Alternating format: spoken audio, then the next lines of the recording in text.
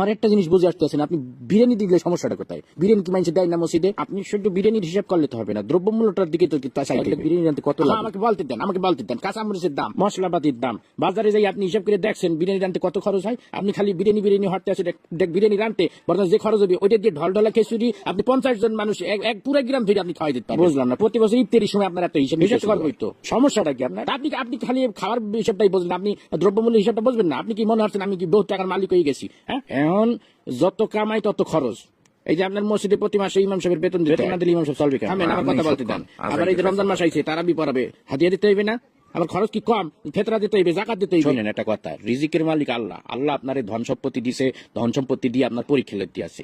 এই টাকা পয়সা যখন তখন আল্লাহ লিয়ে যেতে পারে। আপনি এই টাকা পয়সা আপনার জানের সাদকা করবেন, ফেতরা দিবেন। মুসলমান হিসেবে এটা আমাদের সকলের দায়িত্ব।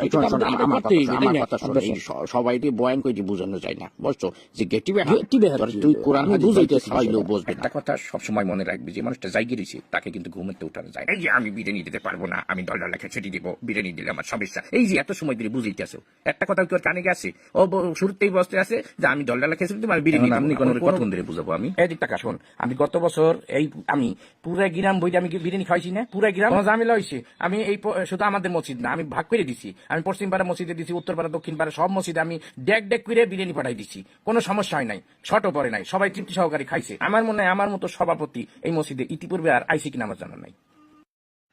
মাতবরবাড়ির মসজিদে প্রতিদিন দেশে সোলার বোট আর